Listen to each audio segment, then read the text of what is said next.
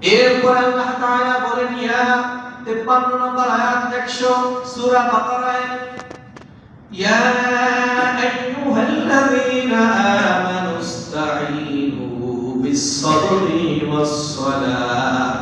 হে ঈমানদাররা, তোমরা ধৈর্য এবং নামাজের মাধ্যমে আল্লাহ তাআলার কাছে সাহায্য চাও। ধৈর্য আর নামাজ। ইন্নাল্লাহা মা'আস-সাবিরিন। ধৈর্যশীলদের সাথে আল্লাহ তাআলা রয়েছে। সুবহানাল্লাহ।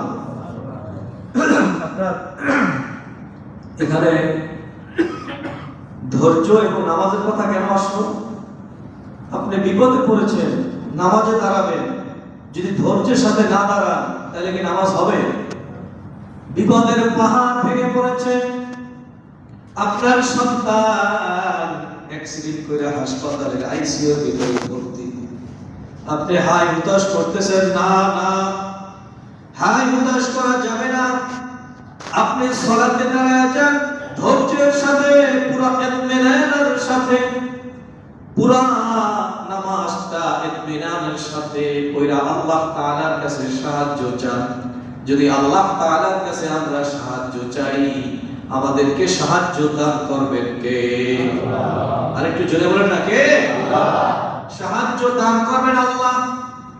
এখন আপনার ধৈর্য নাই, মা বোনদেরকে বলবেন, এ মা বোনেরা, আদরের স্ত্রী বিপদে পড়লে ধৈর্য ধারণ করবা।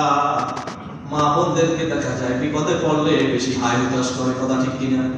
সন্তানের একটু কিছু হইলে পাগল হয়ে যায়। হ্যাঁ হ্যাঁ, তাদেরকে ধৈর্য ধরো, কিচ্ছু হবে না।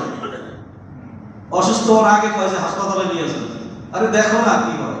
আচ্ছা না নাই, ইন্নাল্লাহা মা'আস-সাবিরিন আয়াত শোনাবেন সূরা বাকারা 152 নম্বর আয়াত। যাকে নামাজে দাঁড়াও, হাই হুতাশ করার কিছু নাই।